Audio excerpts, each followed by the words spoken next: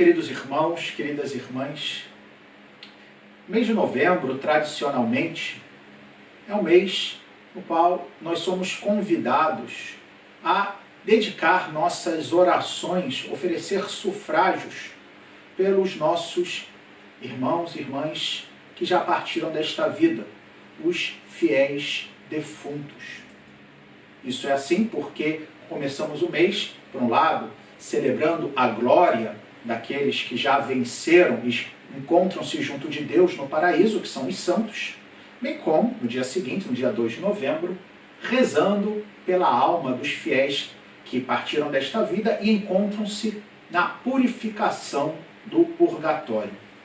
E hoje, nesse domingo, que é o segundo domingo de novembro, da 32ª semana do Tempo Comum, as leituras também nos colocam nessa perspectiva de refletir sobre a única realidade que nós podemos estar certos nesta vida, e é a de que esta vida não dura para sempre. Que todos nós, de um modo ou de outro, deixaremos esta vida. Provavelmente através da morte, que é o que acontece com praticamente todos nós. É verdade, sobretudo olhando para a segunda leitura de hoje, que nós vamos agora comentar um pouquinho, há também a possibilidade na volta de Jesus que aqueles que estejam vivos, dependendo da interpretação que se dá às palavras de São Paulo na carta aos Tessalonicenses, pode ser que não experimentem a morte como tal. Mas, de qualquer maneira, esta vida, mesmo para aqueles que estejam vivos quando Jesus voltar, vai terminar para dar lugar a uma outra vida. E é disso que interessa. De fato, o início da segunda leitura de hoje é bastante emblemático a esse respeito e serve para nós de ponto de partida para a nossa reflexão de hoje. Quando São Paulo diz: irmãos, não queremos deixar-vos na incerteza a respeito dos mortos, para que não fiqueis tristes como os outros, que não têm esperança. E aqui a primeira ideia que deve já preencher os nossos corações, mas também elevar as nossas mentes. Nós não somos como aqueles que se deixam entristecer pela falta de esperança. É óbvio, e não poderia ser diferente, que nós choramos pelos mortos porque sentimos saudades, mas não nos desesperamos. Queremos sim estar juntos daqueles que partiram, mas ao mesmo tempo, pela fé e pela esperança, sabemos que um dia nos reencontraremos. E é por isso que a nossa tristeza não é uma tristeza de quem está desesperado, mas é simplesmente aquela própria de quem sente saudades, mas que sabe que reencontrará a pessoa amada. Mas, sobretudo, queridos irmãos, queridas irmãs, o que São Paulo aqui quer nos dizer é que nós podemos sim ter diante dos olhos a realidade a qual o Senhor nos promete. E essa realidade é a seguinte, que estaremos sempre com Ele. De fato, quando falamos da morte, que, repito, é a única certeza que nós temos, ou seja, no fim dessa vida, temos duas realidades que a fé nos dá como pontos de segurança. E essas realidades são as seguintes: o que haverá depois e como devemos viver a nossa espera para essa realidade que virá depois com a morte. Por outro lado, e as leituras de hoje também nos deixam muito claro essa ideia, não devemos, até porque Deus não vai nos revelar, saber quando vai acontecer o final da nossa existência aqui na Terra. Ninguém sabe. E, portanto, o que devemos fazer é estar sempre vigiantes, sempre em prontidão. Por outro lado, como dissemos no primeiro ponto, sabemos, não exatamente como será no sentido exato, mas sabemos do que se tratará a vida eterna. O que se tratará aquela vida que vem depois dessa vida, que é a união plena com Deus. Nesse sentido, é bonito pensar no que dizia o Salmo de hoje, que era o Salmo 62, quando afirmava: a minha alma tem sede de vós, minha carne também vos deseja, como terra sedenta e sem água.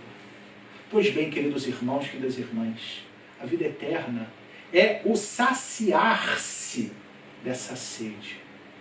E com essa imagem, interessante a gente pensar, né? Quando eu tenho muita sede, num dia quente, né, que eu estou com a garganta seca, o que é capaz de saciar a minha sede?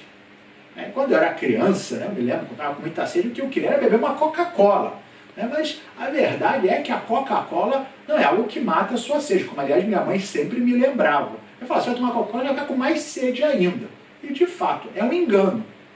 Também, às vezes, né, a pessoa quando está com muita sede, pensa numa cerveja, para tomar uma cerveja bem gelada, ou uma bebida alcoólica, a que for.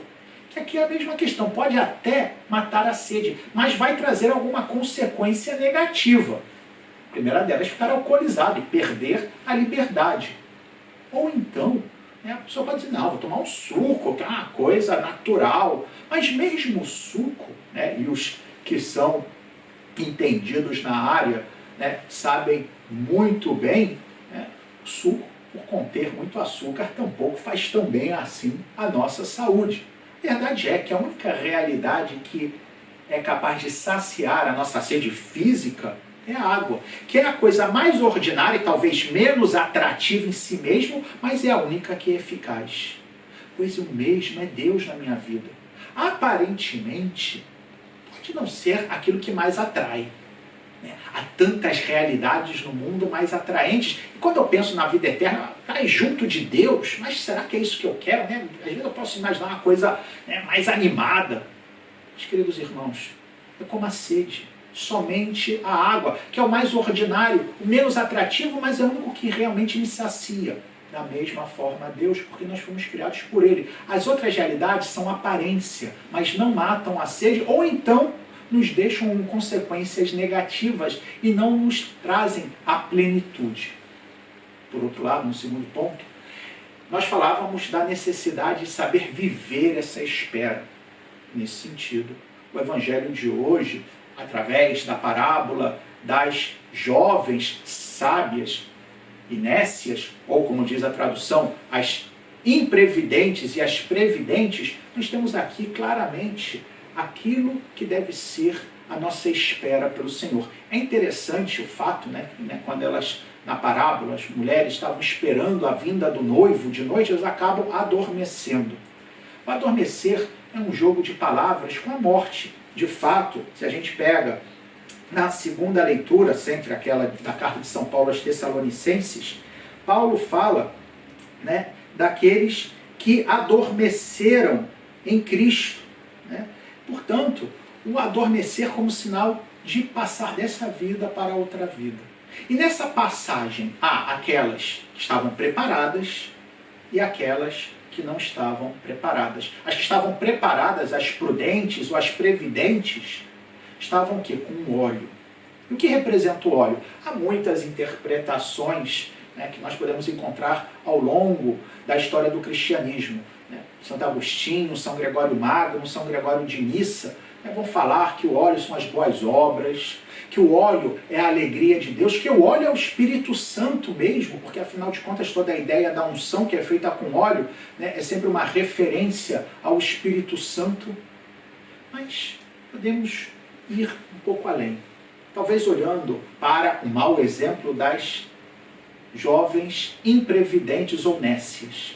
São Gregório Magno, comentando, né, o número de 5, né, jovens previdentes e 5 jovens imprevidentes, vai dizer que esses 5 representam os 5 sentidos.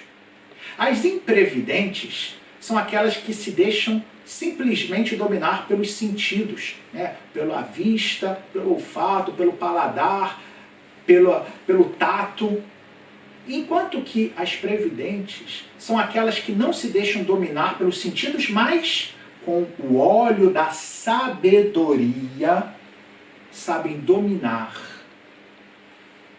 os seus instintos e não se tornam escravos do momento, porque é disso que se trata, saber esperar. Quando eu estou completamente levado pelos meus sentidos, pelas minhas sensações, eu me torno escravo do momento. Eu vivo só preso no aqui e agora e quero só saciar as coisas sem olhar para o futuro. O contrário.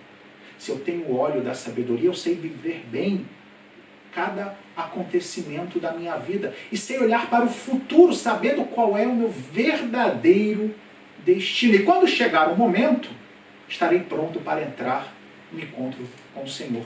Portanto, a sabedoria, o saber viver.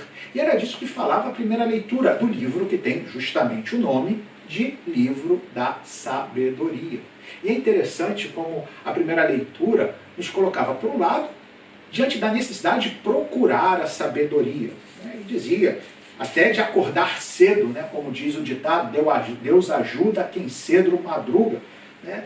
Que é necessário. A sabedoria é facilmente contemplada por aqueles que a amam, dizia a primeira leitura, e é encontrada por aqueles que a procuram. Ela até se antecipa, dando-se a conhecer aos que a desejam.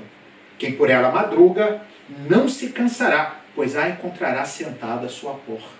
Por um lado, essa busca pela sabedoria na palavra de Deus, nos ensinamentos da igreja, numa luta constante para não se escravizar pelos nossos instintos mais imediatos, mas sempre enxergar além do aqui e agora. Por outro lado, e a leitura continua nos colocando, né, a realidade como a sabedoria se apresenta, a sabedoria vem ao nosso encontro. Deus vem até nós, e é isso que é o mais belo. Ser sábio não é tanto uma consequência do meu esforço, mas é o deixar-se encontrar por Deus. Como hoje, queridos irmãos, queridas irmãs, que Deus vem ao nosso encontro.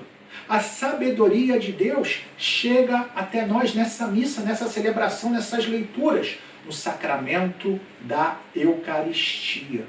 Deixemos-nos encontrar pela sabedoria de Deus. Deixemos-nos iluminar com esse óleo, para que sejamos como aquelas jovens prudentes, previsoras. E assim estejamos sempre prontos ao encontro do Senhor quando Ele nos chamar. E assim a nossa alma será saciada de forma definitiva na alegria que não terá fim. Louvado seja nosso Senhor Jesus Cristo, para sempre seja louvado.